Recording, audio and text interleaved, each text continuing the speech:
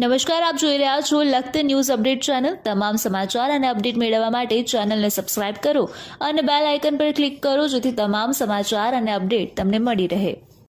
Saint Joseph સ્કૂલના વિદ્યાર્થીઓ દ્વારા ત્રિરંગા યાત્રા દરમિયાન ગાંધી ચોકની અંદર પિરામિડ બનાવી અને લોકોના મન મોહી લીધા। તેમને તેમના શિક્ષકો દ્વારા પિરામિડ બનાવવાની તાલીમ આપવામાં આવે છે। જ્યારે દર વર્ષે વિદ્યાર્થીઓ બદલાય છે ત્યારે નવા વિદ્યાર્થીઓને પણ આ તાલીમ આપવામાં આવે છે।